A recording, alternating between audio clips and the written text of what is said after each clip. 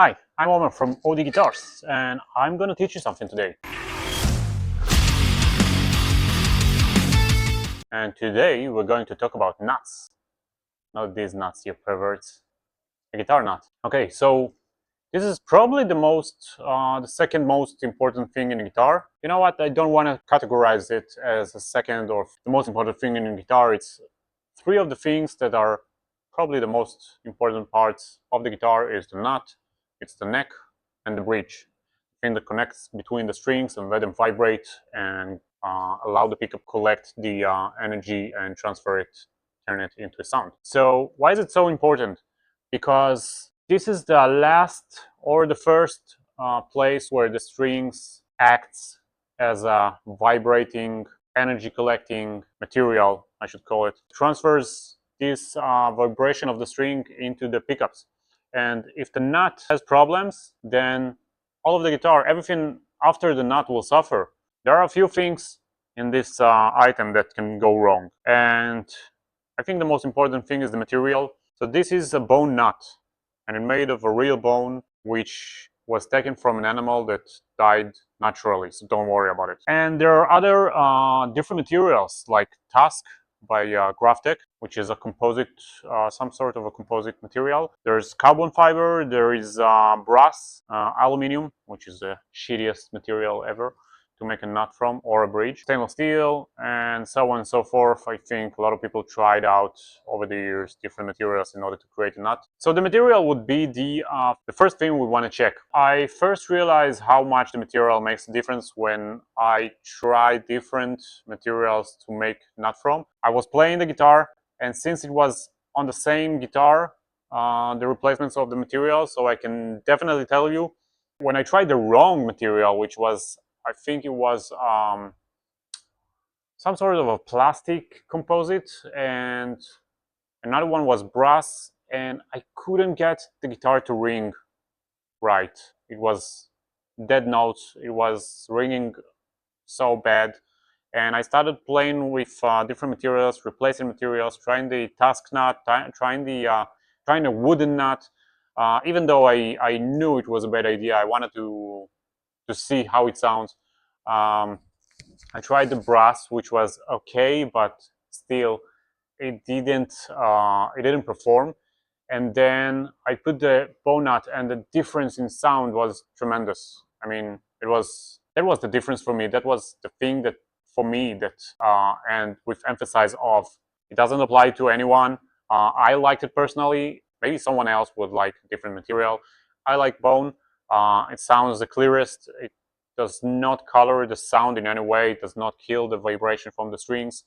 And this is why I choose the bone material. So we spoke about the material of the bone. The next thing we'll speak about is the slots, which will be probably the most important thing in a nut, because there's a lot of ways to fuck up a nut while making one. One of these ways is doing the slots wrong. Too deep, too wide, too narrow. There's a lot of ways to go wrong there, as you can see on the whiteboard. So the slots must contain the string in the depth and in the thickness that will allow the string to run smoothly. If someone does the slot too narrow or too deep, it might catch the string in that slot. And the amount of time I said slots is overwhelming. Let's move on, right?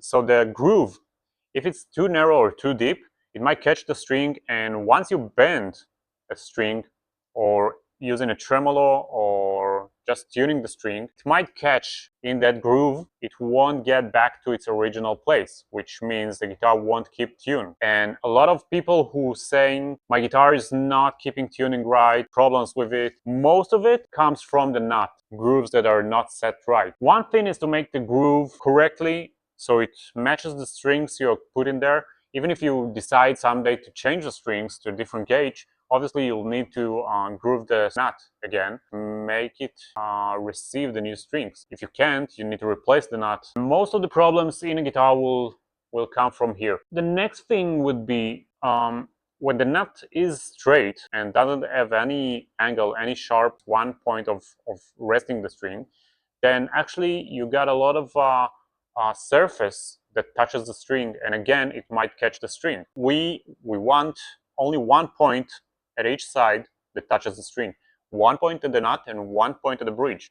You don't want that point to be wide and catches too long of surface of the string. Otherwise, your string will be catching there or rubbing against it, and it might go out of tune, or you can't get the intonation right. You want to do it correctly on each string. You will encounter problems with this. We talked about the material, we talked about the grooves, and we talked about the shape. Another thing we need to consider when placing the nut is the angle of the headstock, the breaking angle. So when I'm talking about breaking angle of the headstock, I'm talking about the angle that goes from the fretboard to the headstock behind the nut. Back in the days when Fender and other companies did flat headstock that doesn't have this break, only like a step down, they had to use string tree to pull the string down behind the nut and create a fake angle. It's not a fake, but create an angle that wasn't there. Created a solution to a problem they didn't really have. Why did they do the headstock flat and without an angle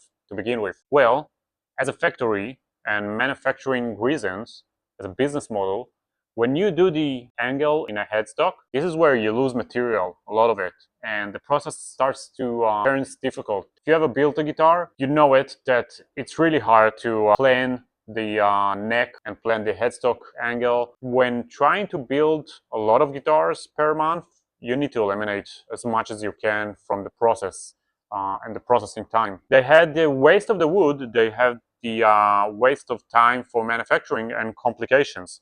So they preferred to create a headstock that is flat, solve it by using the string tree, which pulls the string down. Now, why do we need it at all? We need the breaking angle for the strings, so the strings will break after the nut, because if they were run straight, again, we're not getting 1 point of surface for touching the string. So it might even float above your groove or just touching everything in the way. So it will create problems with intonation, problems with the notes, and problems with tuning.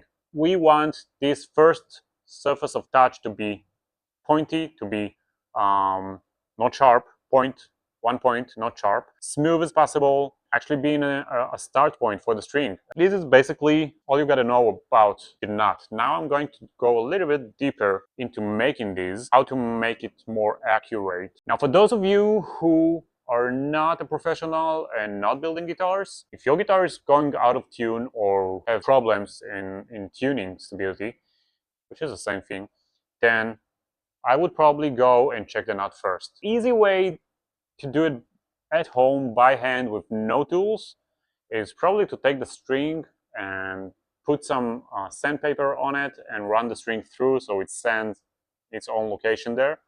It's not the best solution, but it is a solution somehow. Might not work, and then you have to take it to a tech guy anyways, but the recommendation is don't do it at home. Take it to someone who knows what it's doing. Creating the nut, we have these specialty files, which you can see in the picture, and these specialty files has diagonal.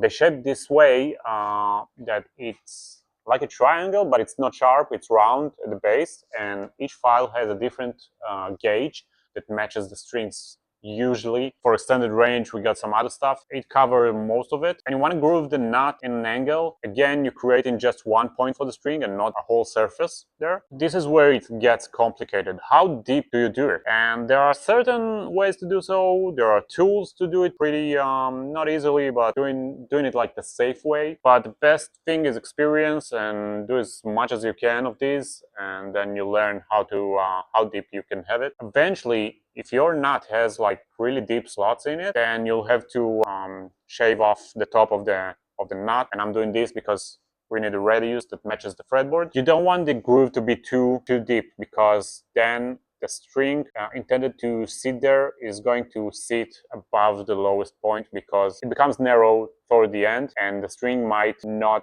go all the way through, and then you get again these places where the string can be catch inside the groove and keep your guitar out of tune. The slot should be about half the diameter of the string deep, but it also needs to be deep enough in order to have a lower starting point for the strings, so it's not too much above the frets, so it's easier to play and the intonation won't change across the neck. So you really need to do like an adjustment of the height of the nut and the depth of the grooves. Now I know it sounds a little bit complicated, and it is. I think this was the thing that causes me the most problems during build when I started and learning how to build guitars. It took hours and numerous amount of these things in order to get it right. I would throw a lot of these to the bin starting over, because it's not easy to do. It's not easy to do right. That's the real thing I should say here. Maybe this is why it's one of the most important thing in a guitar, because if you do it wrongly, the whole guitar can be fucked in terms of it won't play right, it won't do its thing. So you really want to nail this process down the right way. There's no fast way to do so. There's no easy way to achieve it. You just practice. So I'm sorry I don't have a magical answer here to how to produce a guitar nut. Yeah, just practice, practice, practice. If you have any comments and questions, please write it down in the comments. Please subscribe, like, share with your friends if you find that knowledgeable or interesting. If you're curious to know the first component on the guitar that probably is the most important, then go watch part 1 of this series of videos. Wait for part 3, coming soon. It's going to be about a third component in your guitar that every guitar needs to get right. You must do correctly in every guitar.